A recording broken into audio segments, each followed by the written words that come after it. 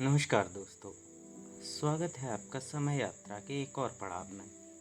हालांकि ये हमारा समय यात्रा का पड़ाव नहीं है, ये एक करंट अफेयर का टॉपिक है। किसी स्टूडेंट ने पूछा तो मैंने सोचा मैं आपको एक्सप्लेन कर दूं। थंबनेल से आपको पता चला होगा कि आज हम हमारे इसरो की चंद्रयान की यात्राओं के बारे में बात करेंगे।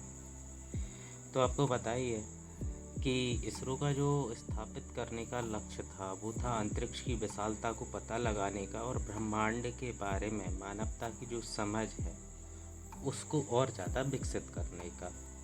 इसमें इसरो ने बहुत सारे साहसी लक्ष्य रखे हैं और दुनिया से जो इसरो को अलग बनाता है वो सबसे बड़ी बात है कि बहुत ही कम बजट में रखे हैं। इतने बड़े बड़े मिशन इतने कम बजट में पूरे जो दुनिया की किसी भी एजेंसी के लिए कर पाना बहुत ही ज़्यादा असंभव था। तो चंद्रयान के बारे में बात करते हैं। तो वर्ष 2008 में जब इसरो ने पहली चंद्र यात्रा शुरू की थी, उन्होंने मिशन का नाम रखा था चंद्रयान-1। चंद्रयान-1 को चंद्रमा की परिक्रमा करने और उसकी सतह की संरचना के बारे में महत्वपूर्ण जानकारी इकट्ठा करने के लिए डिजाइन किया गया था। यह भारत के साथ साथ अन्य देश के वैज्ञानिक उपकरणों का भी सेट लेके गया था, जिसमें नासा के भी कई सारे उपग्रह शामिल थे। चंद्रयान-1 को श्रीहरिकोटा के सतीश धवन अंतरिक्ष केंद्र से लॉन्च किया गया था। इसमें जो रॉकेट यूज़ हुआ था उसका नाम था PSLV-C11।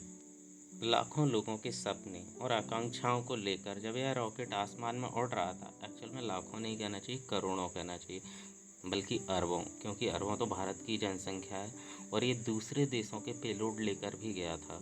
तो अरबों लोगों से भी ज़्यादा लोगों की आकांक्षाओं को लेकर जब यह आसमान में उड़ रहा था तो लोग इसे सांस रोककर देख रहे थे। चंद्रमा की कक्षा में पहुंचने पर चंद्रयान-1 ने अपनी वैज्ञानिक जांच शुरू की। चंद्रमा की सतह का मानचित्र बनाया, इसकी खनिज संरचनाओं का भी अध्ययन किया था और कुछ पानी के निशान भी खोजे थे।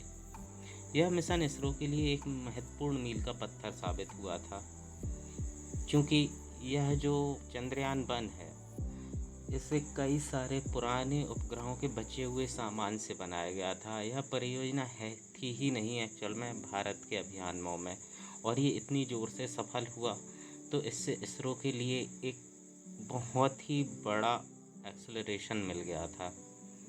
मतलब जैसे कहते हैं ना, आत्मविश्वास आसमान पे पहुंच जाना, कुछ ऐसा हो गया था इसरो के साथ।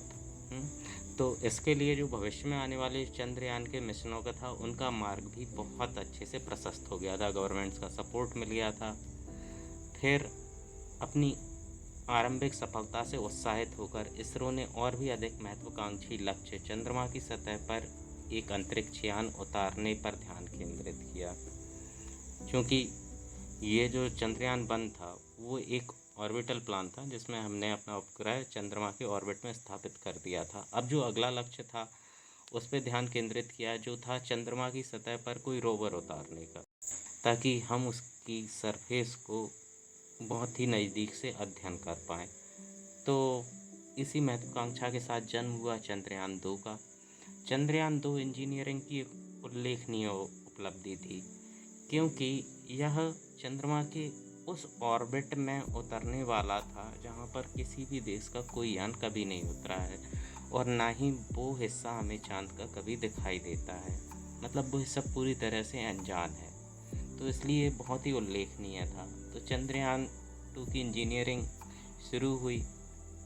इसमें मेनली 3 चीज़ें थीं, एक ऑर्बिटर था, एक विक्रम नाम का लैंडर था और प्रज्ञान नाम का रोवर भी शामिल था। मिशन का लक्ष्य चंद्रमा के दक्षिणी ध्रुव के पास उतरना था, जो संसाधनों से समृद्ध क्षेत्र है और भविष्य में मानव उपनिवेश के लिए एक संभावित स्थल है। 22 जुलाई 2019 को चंद्रयान-2 को ले जाने वाले GSLV Mk3 नाम के रॉकेट में इसे लॉन्च करने की सोचा गया। इस रॉकेट को श्रीहरिकोटा से रवाना किया गया और एक सफल चंद्र मिशन की उम्मीद से राष्ट्र के सामूहिक रूप से सांसें रोक रखी थीं। चंद्रमा की यात्रा में कई सप्ताह लगे, जिसके दौरान अंतरिक्ष यान ने खुद को चंद्रमा की कक्षा के साथ संरेखित करने के लिए कई प्रयास किए। 7 सितंबर 2019 को जैसे ही लैंडर विक्रम चंद्रमा की सतह के करीब पहुंचा, लाखों भारतीयों को ऐतिहासिक लैंडिंग का बेसब्री से इंतजार था। हालांकि नियोजित लैंडिंग से कुछ क्षण पूर्व विक्रम लैंडर से संपर्क टूट गया था। राष्ट्र सदमे में और निराशा में खड़ा था, क्योंकि सफल लैंडिंग की उम्मीदें टूटती दिख रही थीं।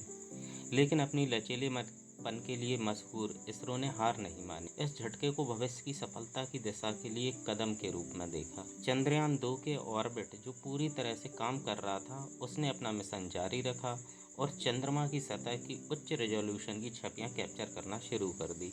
इसरो की महत्वाकांक्षाएं यहीं समाप्त नहीं हुई थीं। चंद्रयान 2 के अनुभवों को सीखते हुए एजेंसी ने एक नए मिशन चंद्रयान 3 पर अपनी नजरें जमाई, जो पूरा हो चुका है। खुशी की बात है। और कल लॉन्च भी होने वाला है, कल यानी कि 14 जुलाई को। तो आपको इसके बारे में कुछ इंटरेस्टिंग बातें बताऊं कि जैसे कि ये चंद्रयान 2 से भी सस्ता है। पहली चीज़ तो चंद्रयान 2 ही बहुत सस्ता था, जो उससे मूवी बनी थी वो भी चंद्रयान से महंगी थी, और चंद्रयान 3 उससे भी सस्ता है। उसका रीज़न ये है कि अब जो ऑर्बिटर वाला भाग था वो तो कंप्लीट हो चुका है, वो काम चंद्रयान 2 ऑलरेडी कर रहा है। तो अभी जो इस मिशन का मकसद है वो केवल एक लैंडर को उतार के रोवर को मून की सरफेस पे रखना है।